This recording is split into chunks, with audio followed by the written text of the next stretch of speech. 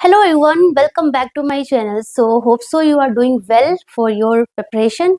So today we are going to discuss regarding cholecystitis and cholelithiasis. So as you know cholecystitis, तो कभी भी अगर ये word आ जाए टाइटिस मीन्स की inflammation. Okay, so cholecystitis means की inflammation of gall bladder and cholelithiasis means की formation of a stone in the gallbladder. It means we are now studying regarding the disease of gallbladder. So we should know about little bit about the gallbladder, right? So अगर मैं gallbladder की बात करूँ, so this is the gallbladder pear shaped organ on the under surface of, ये जो हमारा liver है ना उसके अंडर सरफेस पे हमारे क्या होते हैं, गॉल ब्लैडर होते हैं. पियर शेप का होता है, अराउंड 7 to 10 जो सेंटीमीटर का होता है. एंड इसमें approx 30 to 60 ml of bile store होता है. सो बेसिकली अगर मैं गॉल ब्लैडर की फंक्शन की बात करूँ तो इसका फंक्शन क्या है कि जो बाइल एसिड है ना, जो बाइल है वो इसमें स्टोर होता है, ठीक है ना. सो बाइल प्रोड्यूस कहाँ से होता है? सो बाइल हमारे लीवर से प्रोड्यूस होता है एंड यहाँ से ये हमारे हिपैटिक डक्ट से आते हैं, common hepatic duct, and then cystic duct के थ्रू ये फिर हमारे कहाँ पे आ गए, ये हमारे आ गए यहाँ पे गॉल ब्लैडर में. अब गॉल ब्लैडर में ये आ गया, कौन आ गया? हमारे बाइल.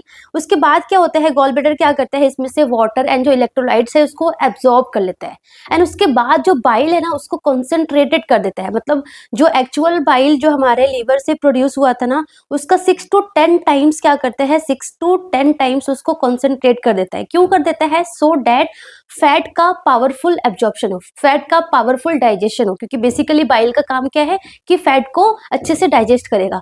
तो गॉल ब्लैडर क्या करता है, बाइल को स्टोर करता है एंड क्या करता है, उसको कॉन्सेंट्रेटेड बना देता है सो डैट फैट का पावरफुल डाइजेशन हो, ठीक है ना. सो ये हमारा लाइक लीवर से निकला एंड थ्रू हिपैटिक डक्ट हमारे सिस्टिक डक्ट में गया एंड देन ये हमारे गॉल ब्लैडर में स्टोन हो गया. तो जैसे कि हमने खाना खाया, हमने कोई भी फैटी मिल्स लिया, वो हमारे डुओडेनम में वो खाना आया. डुओडेनम में जैसे ही खाना आएगा तो वहां से एक हार्मोन रिलीज होगा, डेट इज नोन एज कोलेसिस्टिकाइनिन. जैसे ही ये हार्मोन रिलीज होगा ये क्या करेगा, गॉल ब्लैडर को कॉन्ट्रैक्ट करेगा. गॉल ब्लैडर को कॉन्ट्रैक्ट करेगा मतलब कि बाइल जो है अंदर से बाहर आएगा. बाइल जो है अंदर से बाहर आया क्योंकि गॉल ब्लैडर क्या हुआ, कॉन्ट्रैक्ट हुआ, तो बाइल बाहर आया, ठीक है. ये बाहर यहाँ तक आया, यहाँ पे एक वेल्व है, यहाँ पे एक मस्कुलर वेल्व है, that is known as sphincter of Oddi. Already मैंने आपको बता रखा है. स्फिंक्टर ऑफ ओडाई वो क्या करेगा, वो ओपन हो जाएगा. जैसे ही स्फिंक्टर ऑफ ओडाई ओपन होगा तो ये जो बाइल है वो कहाँ आ गया, डुओडेनम में आ गया. एंड फिर बाइल क्या करेगा, वो क्या करेगा, इमल्सिफिकेशन ऑफ फैट करेगा. फर्स्ट इमल्सिफिकेशन ऑफ फैट करेगा, डाइजेशन ऑफ फैट करेगा, प्लस जो हमारा फैट सोल्यूबल वाइटामिन है ना, डेट इज विटामिन ए हो गया, डी हो गया, ई हो गया, के हो गया, उसका एब्जॉर्प्शन करेगा. प्लस कोलेस्ट्रोल हो गया, बिलीरुबिन हो गया, उसके एक्सक्रीशन में भी हेल्प करेगा. तो ये सारा काम कौन करेगा, बाइल करेगा. बट ये बाइल बेसिकली सिंथेसिस कहाँ हो रहा है, लीवर में हो रहा है. बट स्टोर कहाँ, अब वो लीवर में सिंथेसिस हो रहा है तो ऐसे कंटिन्यूअस रिलीज नहीं होगा. जब गॉल ब्लैडर कॉन्ट्रैक्ट होगा इन रिस्पॉन्स टू कोलेसिस्टिकाइनिन हार्मोन्स के रिस्पॉन्स पे, तब जाके ये जो बाइल है यहाँ से निकलेगा एंड ये हमारा जो स्फिंक्टर ऑफ ओडाई है वो रिलैक्स होगा, वहां से निकलेगा एंड देन ये सारा प्रोसेस स्टार्ट हो जाएगा. Emulsification of fat, digestion of fat, absorption of fat soluble vitamins and excretion of cholesterol and हमारा बिलीरुबिन, ठीक है. सो ये काम बेसिकली होता है. सो कोलेसिस्टाइटिस मतलब क्या हुआ, जो हमारा गॉल ब्लैडर है ना, दिस गॉल ब्लैडर क्या हो गया है, इन्फ्लेमेशन हो गया है. टाइटिस मतलब कि inflammation of the gall bladder. अब ये गॉल ब्लैडर इन्फ्लेमेशन हो गया, ये एक्यूट भी हो सकता है, क्रोनिक भी हो सकता है, सडन एकदम से हो सकता है या फिर धीरे धीरे भी हो सकता है ना. सो अगर मैं कोलेसिस्टाइटिस की बात करूं, that is the inflammation of gall bladder which can be acute और chronic. Then the second questions arise in our mind, that is कि ये इन्फ्लेमेशन हुआ है, गॉल ब्लैडर में इन्फ्लेमेशन हुआ है, वो क्यों हुआ है, व्हाट इज द रीजन. सो उसी के बेसिस पे जो कोलेसिस्टाइटिस है वो दो तरीके का होता है. एक होता है कैलक्यूलस कोलेसिस्टाइटिस, मतलब कि जो गॉल ब्लैडर में जो इन्फ्लेमेशन हुआ है ना वो क्यों हुआ है, बिकॉज ऑफ द कैलक्यूलस, मतलब कि अंदर स्टोन फॉर्म हो गया है. अब वो स्टोन फॉर्म हो गया है, लेट्स सपोज यहाँ पे स्टोन फॉर्म हो गया है ना, यहाँ पे स्टोन फॉर्म हो गया है, ठीक है. इसने क्या किया, यहाँ पे जो ओपनिंग थी, जो बिलियरी जो हमारा ये ओपनिंग था बाइल डक्ट का, यहाँ पे वो जाके स्टोन आके यहाँ पे क्या हो गया, स्टक हो गया. अब आप खुद सोचो, यहाँ पे वो स्टक हो जाएगा तो अंदर जो बाइल है वो बाहर फ्लो नहीं हो पाएगा, तो बाइल अंदर ही अंदर रहेगा, है ना. अब अंदर ही अंदर रहेगा तो क्या होगा, अंदर ही अंदर रहेगा बाइल, तो अंदर ही अंदर केमिकल रिएक्शन स्टार्ट हो जाएंगे, ऑटोलाइसिस होगा, एडीमा हो जाएगा, अंदर प्रेशर बढ़ेगा, जिसकी वजह से जो हमारे गॉल ब्लैडर को जो ब्लड सप्लाई करता है, जो आर्टरी, उसमें कंप्रेशन होगा, तो प्रॉपर ब्लड सप्लाई नहीं होगा गॉल ब्लैडर को, तो जिसकी वजह से लाइक इस्कीमिया, नेक्रोसिस, गैंग्रीन भी होने लग जाएगा। And in the last stage पे इन्फेक्शन भी अंदर हो जाएगा, क्योंकि अंदर ही स्टोर है, सो इन्फेक्शन भी हो जाएगा, उसकी वजह से परफोरेशन भी हो सकता है, ठीक है ना। So calculus cholecystitis is because of the stone formation in the gall bladder, जिसकी वजह से जो बाइल है, बाइल डक्ट जो है वो ऑब्स्ट्रक्ट हो गई है, एंड बाइल का जो आउटफ्लो है वो रुक गई है, बाइल अंदर ही है, अंदर ही अंदर केमिकल रिएक्शन स्टार्ट हो गया, ऑटोलाइसिस हो गया, एडिमा होने लगा, इन्फ्लेमेशन होने लगा, है ना। उसकी वजह से मतलब वस्कुलर सप्लाई भी थोड़ी सी हैंगअप हो जाएगी, उसकी वजह से क्या बोलते हैं, नेक्रोसिस, इस्कीमिया, गैंग्रीन भी होने लग जाएगी, and in the last stage perforation भी हो सकता है। So that is the calculus. And second reason होता है कोलेसिस्टैटिस का, that is the acalculous. मतलब कि कैलक्यूलस जो है वो मोस्ट कॉमन है, लाइक 80 to जो 90% जो केसेस होते हैं ना कोलेसिस्टैटिस का, it is because of the calculus, stone formation in the gall bladder. And कुछ केसेस होते हैं that is known as acalculous, मतलब कि because of some surgical procedures, because of the major surgical procedures हुआ है, या फिर severe trauma उस एरिया में हो गया है ना, या फिर बर्न हो गया, या फिर जो सिस्टिक डक्ट है ना वो ऑब्स्ट्रक्शन हो गया है, सिस्टिक डक्ट में ऑब्स्ट्रक्शन हो गया है, टॉर्सन हो गया है ना, क्योंकि ये डक्ट अगर टॉर्शन हो जाएगा, ऑब्स्ट्रक्शन हो जाएगा, ठीक है। या फिर जो गॉल ब्लैडर कॉन्ट्रैक्ट करेगी तभी तो बाइल बाहर बाइल का फ्लो होगा, तो गॉल ब्लैडर अच्छे से कॉन्ट्रैक्ट नहीं कर पा रही है बिकॉज ऑफ डैट, है ना। या फिर alteration in fluid and electrolytes, जिसकी वजह से क्या होगा, ए कैलक्यूलस कोलेसिस्टैटिस होगा। अब कैलक्यूलस हो या फिर ए कैलक्यूलस हो, उसकी वजह से कोलेसिस्टाइटिस में जो बेसिकली जो प्रॉब्लम होगा, जो सिम्टम्स देखने को मिलेगा, वो क्या होगा, बेसिकली पेन होगा, पेन होगा, ठीक है ना, जिसको बिलियरी कोलिक पेन भी बोलते हैं, पेन होगा, टेंडरनेस होगा, एंड मैंने क्या बोला कि जो हमारा गॉल ब्लैडर है वो कहाँ पे है, राइट अपर क्वाड्रेंट में, सो रिजिडिटी होगी ऑन अपर राइट क्वाड्रेंट में, एब्डोमेन में, दैट मे रेडिएट, मतलब जो पेन है वो कहाँ रेडिएट हो सकता है, मिड स्टर्नल एरिया में, या फिर शोल्डर की तरफ रेडिएट हो सकता है, एंड उसके अलावा नोजिया एंड वॉमिटिंग वगैरह भी हो सकता है। सो ये कोलेसिस्टाइटिस में देखने को मिलता है, ठीक है। सेकेंड थिंग है हमारा कोलीलिथियासिस। सो कोलीलिथियासिस क्या होता है, कोलीलिथियासिस मतलब कि stone formation in the gall bladder. So अगर गॉल ब्लैडर में स्टोन फॉर्म हो गया है, so it is known as cholelithiasis. हम आगे पढ़ेंगे वो गॉल ब्लैडर में वो स्टोन बेसिकली क्यों फॉर्म हुआ। So formation of the gall stone in the gall bladder is known as cholelithiasis. But अगर लेट्स सपोज गॉल ब्लैडर में ये स्टोन फॉर्म हुआ है, एंड ये स्टोन लेट्स सपोज माइग्रेट होके हमारे बाइल डक्ट में आ गया, बिलियरी डक्ट्स में आ गए, है ना, और यहाँ पे ऑब्स्ट्रक्ट हो गया, सो उस कंडीशन को बोलेंगे, उस कंडीशन को बोलेंगे कोलिडोकोलिलिथियासिस। सो हमने 3 टर्म्स पढ़ा। फर्स्ट हमने पढ़ा cholecystitis, that is the inflammation of the gall bladder. Second is the cholelithiasis, that is the stone formation in the gall bladder, and third term is the choledocholithiasis, मतलब कि stone formation in the biliary tract, ठीक है ना। So stone formation in the biliary tract is known as choledocholithiasis. तो ये तीनों term में आपको कंफ्यूजन नहीं होना है, ओके। देन हमने पढ़ा स्टोन फॉर्म हो गया, either it's in gall bladder और इन द biliary tract, ठीक है। सो वो स्टोन ना बेसिकली 3 तरीके के स्टोन होता है, या तो वो कोलेस्ट्रॉल स्टोन होगा, या वो हमारा बाइल सॉल्ट जिसको हम बोलते हैं पिगमेंट स्टोन बोलते हैं, एंड थर्ड जो है वो मिक्स होगा, कोलेस्ट्रॉल भी होगा उसमें और पिगमेंट भी होगा, ठीक है ना। सो अगर मैं बात करूं कि कोलेस्ट्रॉल स्टोन क्यों फॉर्म हुआ, so the answer is that कि देखो जो हमारा बाइल है ना, बाइल में बेसिकली 3 चीजें हैं, बाइल में बेसिकली यही 3 चीजें हैं। फर्स्ट इज द कोलेस्ट्रॉल है उसमें, ठीक है ना, कोलेस्ट्रॉल है। सेकेंड इज बाइल सॉल्ट है, ठीक ना, बाइल सॉल्ट है, and third is the lecithin है।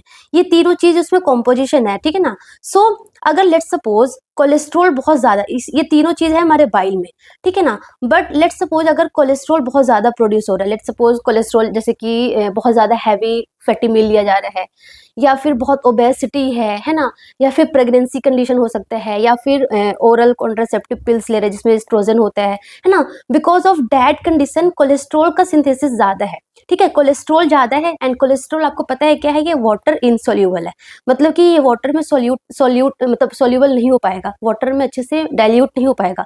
इसकी जो सोल्यूबिलिटी है वो बाइल सॉल्ट और लेसिथिन पे डिपेंड करता है, मतलब बाइल सॉल्ट भी होना चाहिए, लेसिथिन भी होना चाहिए, तभी ये प्रॉपर सोल्यूबल होगा, ठीक है ना। बट कोलेस्ट्रॉल ज्यादा प्रोड्यूस हो रहा है, कोलेस्ट्रॉल ज्यादा हो रहा है, बाइल सॉल्ट और लेसिथिन इसके कंपैरिजन में इतना ज्यादा नहीं है, तो जिसकी वजह से क्या होगा, कोलेस्ट्रॉल क्या हो जाएगा, सुपर सैचुरेटेड हो जाएगा। कोलेस्ट्रॉल क्या हो जाएगा, सुपर सैचुरेटेड हो जाएगा, मतलब कि कोलेस्ट्रॉल का जो कंपोजिशन है ना वो ज्यादा हो जाएगा। तो कोलेस्ट्रॉल क्या हो गया, सुपर सैचुरेटेड हो गया। अब ये सुपर सैचुरेटेड होके क्या फॉर्म कर देगा, क्रिस्टल फॉर्म करेगा, एंड क्रिस्टल ही क्या कन्वर्ट हो जाएगा, हमारे स्टोन में कन्वर्ट हो जाएंगे, जिसको हम क्या बोलेंगे, जिसको हम बोलेंगे कोलेस्ट्रॉल स्टोन, है ना।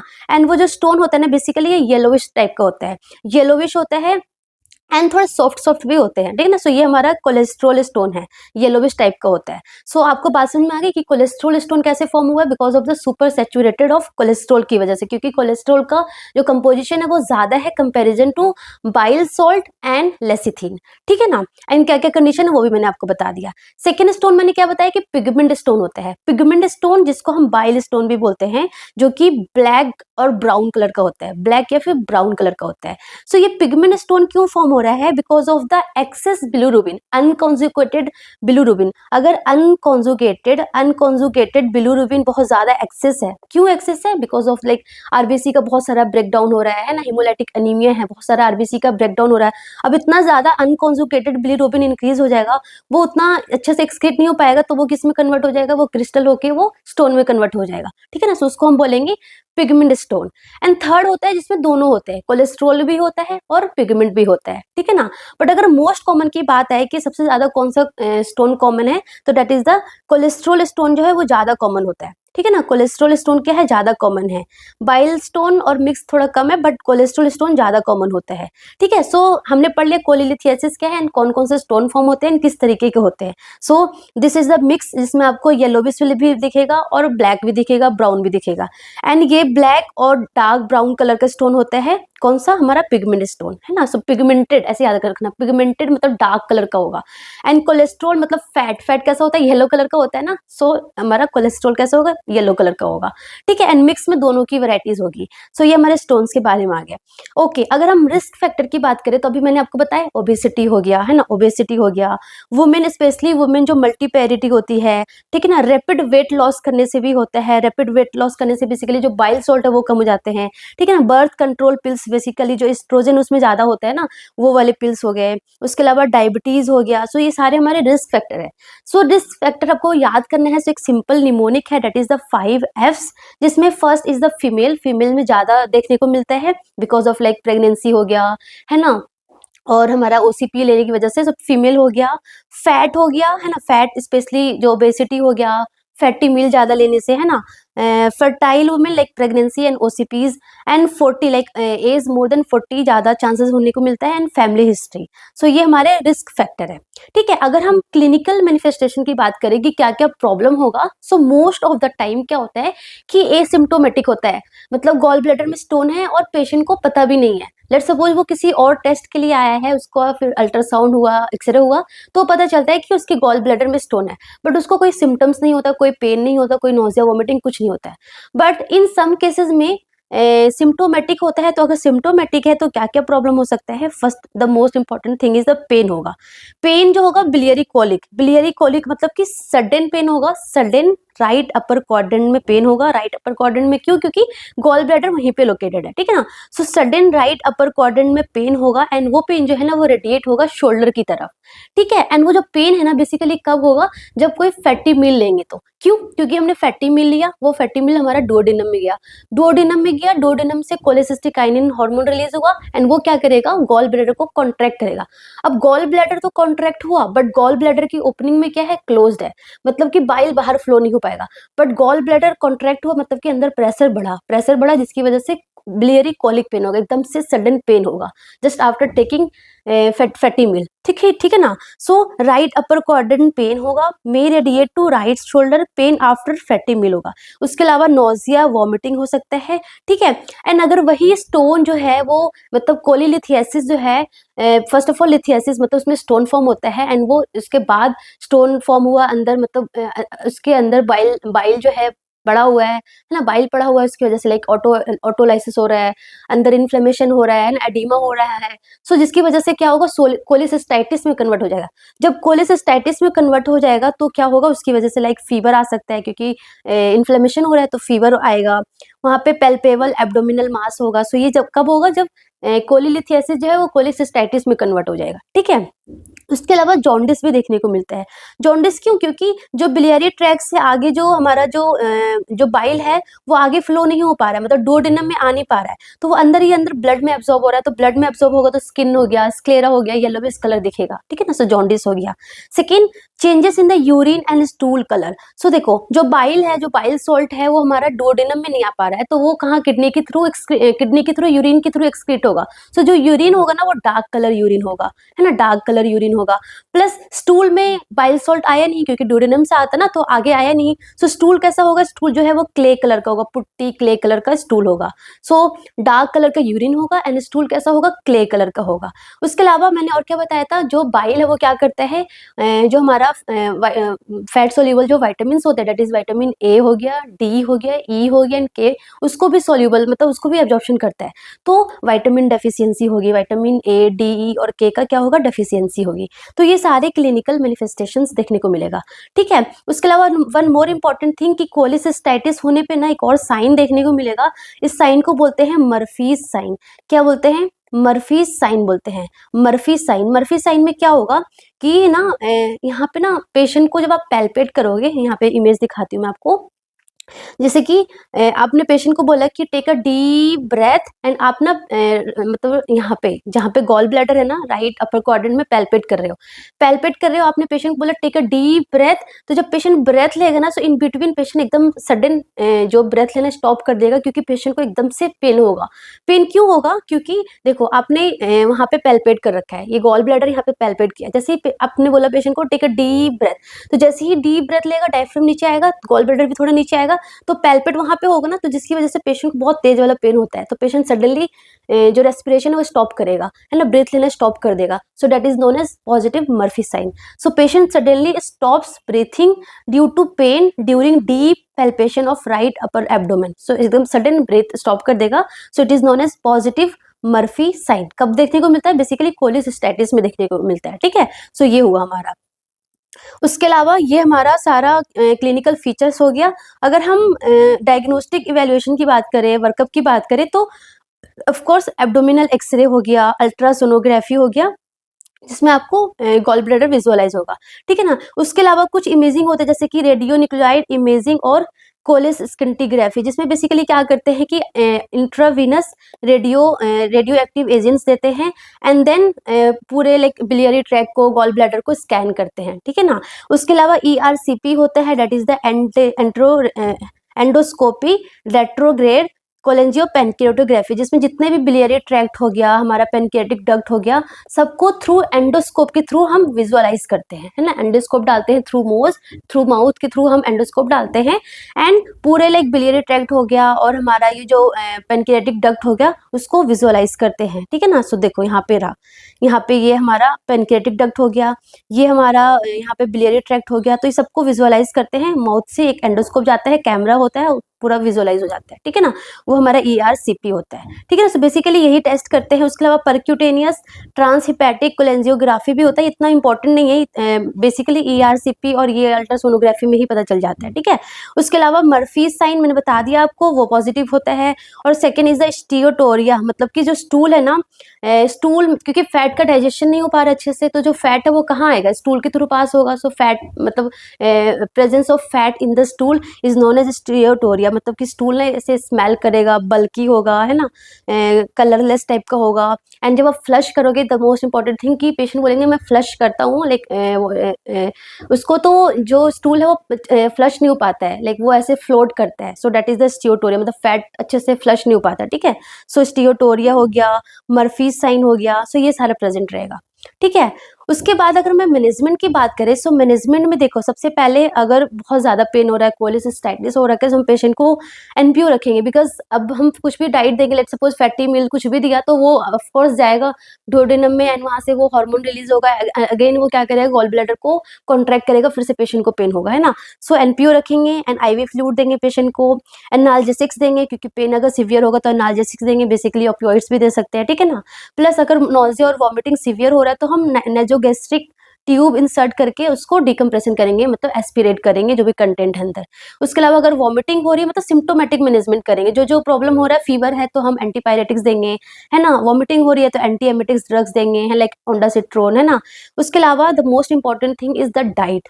सो डाइट में हम पेशेंट को क्या एजुकेट करेंगे कि आपको लो फैट डाइट लेना है। क्यों? क्योंकि बाइल बेसिकली क्या कर रहा है, फैट का डाइजेशन करता है, बट बाइल तो अच्छे से रिलीज हो ही नहीं रहा है। सो अगर आप फैट दोगे, कोलेसिस्टेकाइनिन हार्मोन रिलीज होगा, वो और गॉल ब्लैडर को कॉन्ट्रैक्ट करेगा और ज्यादा पेन होगा। तो इसलिए हम पेशेंट को बोलेंगे कि लो फैट डाइट लेना है आपको, high protein and high carbohydrate diet लेना है ना। बेसिकली फैट कम होना चाहिए आपके डाइट में, ठीक है। उसके अलावा कुछ ड्रग्स आते हैं जो बेसिकली जो स्टोन है उसको डिसॉल्व कर देता है ना। अगर स्टोन स्मॉल साइज हो या फिर कोई पेशेंट है जिसमें सर्जरी कॉन्ट्राइंडिकेटेड है या सर्जरी नहीं करवाना चाहता है, and basically the most important thing कि अगर स्टोन स्मॉल साइज में हो एंड बेसिकली अगर जो स्टोन है वो कोलेस्ट्रॉल वाला हो, तो इन दैट केस हम ड्रग्स होते हैं जो डिसॉल्व करता है, दैट इज द उर्सोडिऑक्सीकोलिक एसिड और कीनोडॉक्सीकोलिक एसिड, ये दो ड्रग्स के नेम है, ठीक है ना। सो ये ड्रग्स हो गए। But in some cases like अगर स्टोन बहुत बड़ा साइज में है, पिगमेंटेड स्टोन है, so the last option is the surgery and the best choice. So surgery में different different type of surgery होती है, बट द सर्जरी क्या है बेसिकली कि गॉल ब्लैडर में स्टोन है, ठीक है ना, गॉल ब्लैडर में स्टोन है, एंड गॉल ब्लैडर का सिंपल फंक्शन क्या है कि जो बाइल आ रहा है उसको क्या कर रहा है, वो स्टोर कर रहा है एंड उसको कंसंट्रेट कर रहा है। सो कुछ ऐसा लाइक बहुत लाइफ सेविंग वाला काम तो नहीं है, ठीक है ना। सो हम गॉल ब्लैडर को ही रिमूव कर देते हैं, ठीक है ना।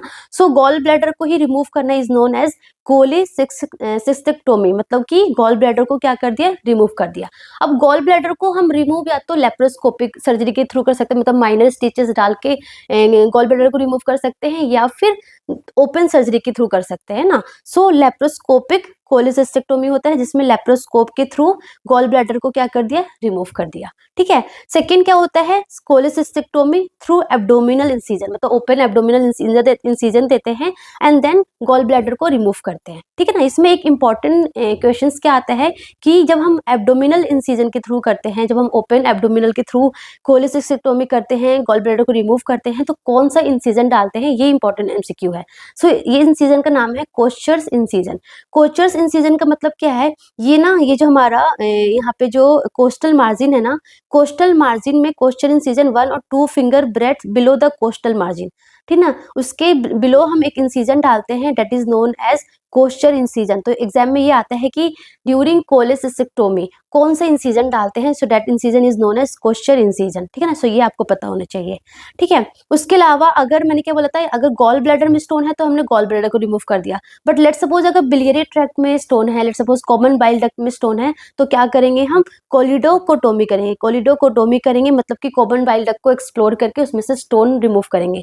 रिमूव करने के बाद very very important thing is that वहां पे ना टी ट्यूब लगा देते हैं। जैसे कि ये हमारा कॉमन बाइल डक्ट है, यहाँ पे स्टोन था, स्टोन को हमने रिमूव कर दिया एंड यहाँ पे क्या लगा देते हैं, टी ट्यूब लगा देते हैं, है ना। टी ट्यूब से बेसिकली क्या क्यों लगाते हैं, ड्रेन करने के लिए, है ना। सो यहाँ पे सर्जरी किया है एंड टी ट्यूब लगा दिया है। सो ये टी वाला जो पोर्शन है ना, ये अंदर बाइल डक्ट के अंदर रहेगा एंड ये बाहर हमारे एब्डोमेन के थ्रू बाहर ही आएगा एंड यहाँ से ड्रेनेज आएगा, है ना। सो वेरी इंपॉर्टेंट, जब पेशेंट जब टी ट्यूब पे है तो प्रॉपर ड्रेसिंग होनी चाहिए विथ एसेप्टिक टेक्निक के थ्रू। वहाँ पे हमें प्रॉपर स्टेरिलिटी मेंटेन करके रखना है, प्रॉपर ड्रेसिंग करना है, प्लस जो भी अंदर से जो भी ड्रेनेज आ रहा है उस ड्रेनेज को मेंटेन कर मॉनिटर करते रहना है, लाइक कलर हो गया, अमाउंट हो गया, ये सब हमें मॉनिटर करते रहना है, ठीक है। सो ये टी ट्यूब आपको पता होना चाहिए, ओके। सो ड्रेन प्रॉपर आपको देखना है, ठीक है, टी ट्यूब को अच्छे से मॉनिटर करते रहना है, ठीक है ना। उसके अलावा जब पेशेंट का कोलेसिस्टेक्टोमी हो जाता है तो हमें पेशेंट को बोलना है कि फैट रेस्ट्रिक्टेड डाइट लेना, ज़्यादा फैट नहीं लेना आपके डाइट में, प्लस आफ्टर सर्जरी हमें लो फॉलर पोजीशन बोलना है पेशेंट को एंड एब्डोमेन पे स्प्लिंटिंग लगाना है, क्योंकि सूचर्स प्रेजेंट होगा तो स्प्लिंटिंग लगानी है, लो फॉलर पोजीशन बोलना है, फैट रेस्ट्रिक्टेड डाइट लेना है, ठीक है ना। सो ये चीज़ें हमें पेशेंट को एजुकेट करना है आफ्टर सर्जरी, ठीक है ना। सो ये था हमारा ये सारी चीजें थी हमारे कोलेसिस्टेक्टोमी हो गया, ये दो डिजीज के बारे में, cholecystitis and cholelithiasis. The important thing is the stone, cholesterol stone most common होता है, पिगमेंटेड स्टोन लेस कॉमन होता है एंड मिक्स स्टोन भी होते हैं। थ्री टाइप्स ऑफ स्टोन होते हैं। The sign is very important, biliary colic pain होता है, ठीक है, स्टियोटोरिया हो गया, मर्फीज साइन हो गया, Murphy's sign positive in cholecystitis, ठीक है ना। उसके अलावा ये 2 ड्रग्स है, ursodeoxycholic acid and chenodeoxycholic acid, जो कोलेस्ट्रॉल स्टोन में बेसिकली देते हैं, ठीक है ना। उसके अलावा कोलेसिस्टेक्टोमी जो है वो लेप्रोस्कोपिक के थ्रू भी कर सकते हैं और एब्डोमिनल के थ्रू करेंगे। एब्डोमिनल में जो इंसिजन डालेंगे, that incision is known as Kocher's incision, ठीक है ना। सो ये कुछ चीजें आपको ध्यान में रखना है। Okay, so that's all about today. Thank you so much, all the best.